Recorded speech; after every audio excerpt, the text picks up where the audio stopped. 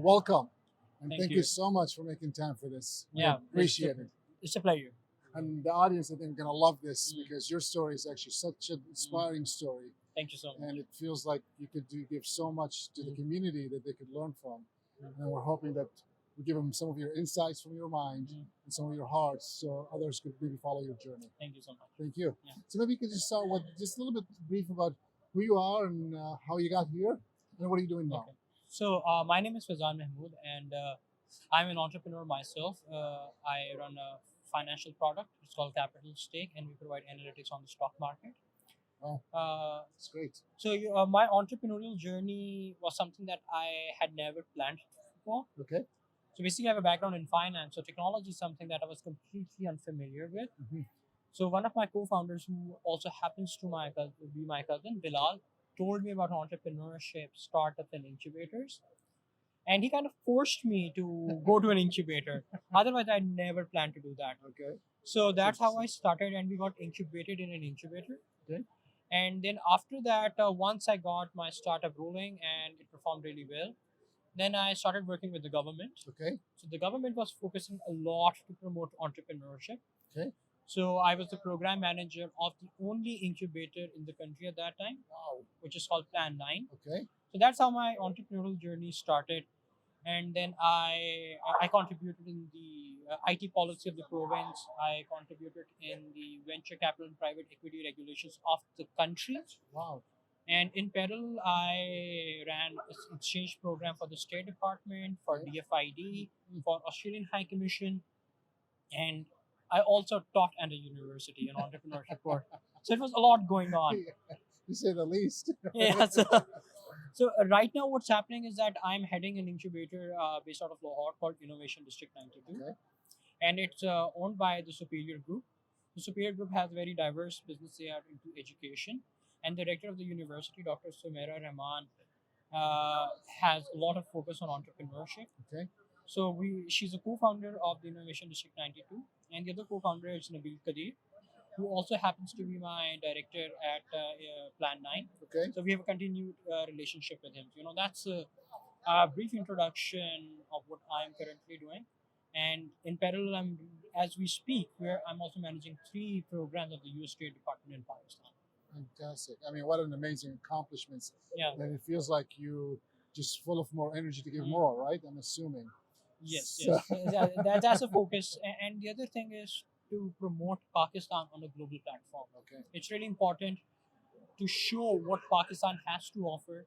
It's not like what's being portrayed on the media.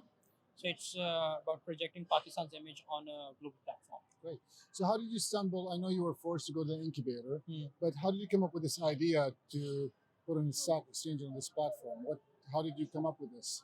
So basically, I was studying financial management during my college studies, Okay. and one of my professors encouraged me to invest in stocks. So I said, okay, why not? Let's experiment. Yeah. No problem. So I was studying the course. Okay. And at the same time, I would go home. I opened an account with the brokerage firm, and I started into the stock exchange. Awesome.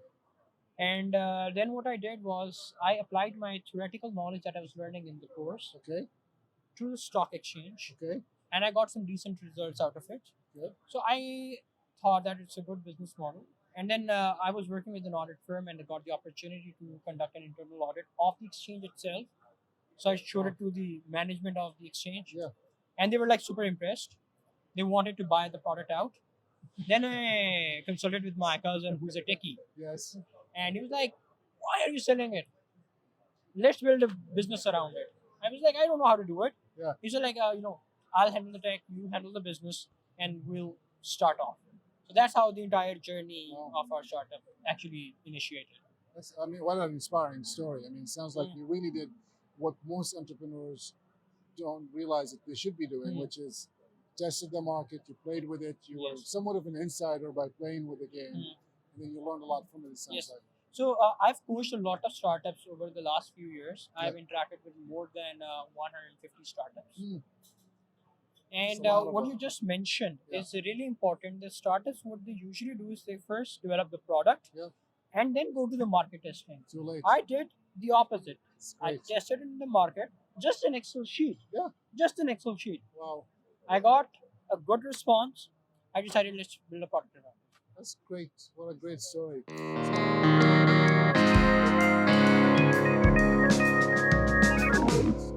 So through this journey, I'm sure there are lots of good and bad and everything in between.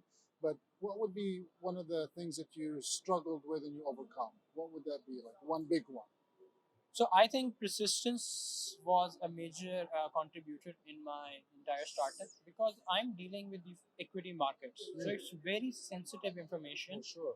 because people would take decisions of billions of rupees on the data that I'm presenting to them. Yes. So it needs to be accurate, it needs to be unbiased, and it needs to be very timely. Okay. And for that purpose, we were a very young company. Okay.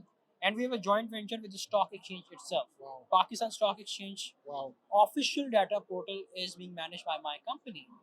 It's amazing. So I had the opportunity to talk to the MD. That's how I always prefer to do business. Start from the top, Work your so, way and down. work with you down. So it facilitates everything. So the MD approved my project, Okay. but it still took us 1.5 years of due diligence to get it implemented. Wow. Wow. What a long journey. Yeah, it's a huge journey. Most people give up. And most people would give up, and we would have given up too, but it was just being persistent and being positive about it. Okay, there might be something coming up, because for a startup it's not making any revenues. Yeah. Then we have a team, Yeah. we need to pay. Yeah. And still working around it, it was really challenging. Wow. That's awesome. Well, thank you for sharing. I really appreciate that. So, as you went through your journey, I'm sure there were some surprises that were, maybe great surprises. You thought it was going to be hard, and it was much easier than you thought. Is there an example of that? So one interesting thing is that I found a very good mentor. Okay. His name is Dr. Salman Shah. Okay. He was the ex-finance minister of Pakistan. Okay. Wow. So Great mentor. ex-finance minister. So it's a huge post. Yeah. We have the prime minister and the finance minister, the most important officers in the government. And I was of this opinion: why would he meet me? Why would he meet me? Right. And he was also chairman of the Lahore Stock Exchange at that time. But I just cold called him, and he was like, "Yeah, come and meet me. Come to my residence." Wow. We went there. It gave me goosebumps, actually. That's great. Yeah, so it was really surprising, and he was very supportive. So what we did then? He gave me the permission. He connected me to the managing director of the main stock exchange, which was the Karachi Stock Exchange. Now it's called PS6, Pakistan Stock Exchange. So the interesting thing was that I used his name without his permission and cold called everyone, every brokerage firm, that Dr. Salman Shah has recommended me to meet you. And they were like, Dr. Salman Shah? I was like, yeah, Dr. Salman Shah. He's like, okay, just come over, just come over. So, that's how I met a lot of my clients and secured contracts. Great. What a great insight also for the story. Yeah. That's congratulations on Thank all you. the success. Thank you. It seems like you even know, seems like it's just even the beginning of your journey. Although it seems like you've accomplished so much. Yes. So congratulations. Thank you so much. So as we leave our audiences, and there are many who would be listening on this, what would be like 1 to 2 words that you would leave an inspiring entrepreneur today with? So my recommendation to entrepreneurs would be that most of the entrepreneurs coming up with products are tech based. So most of them are engineers. So they always undervalue the importance of accounting, business models, and management. Okay. So that's a very important consideration. And the other challenge is that as soon as you see the first drop of money coming into your business, conflicts arise between the founders. So I believe that no company can progress if the founders are not honest to each other and they don't trust each other. Okay. So no matter whether you're going up the hill or down the hill, in both cases, you need to be very collaborative. Okay. You need to respect each other, and you need to account for professionals. So it can't be, you can't just get your best head, buddy, your friend. You can't just be like, I know everything. Sure. So mentors and seasoned professionals play a vital role. So you should be always on the outlook to find mentors and advisors for your company. Wow, you give much more than the 2 words I asked for. Yeah. And thank you so much for sharing it. Thank you. I really appreciate it, and thank you for joining us here today. And it's an honor for me to be in this beautiful Mhm. Lahore, Pakistan. Yeah. Thank We you welcome very you much. to Pakistan. Thank you very much. All right. Take care.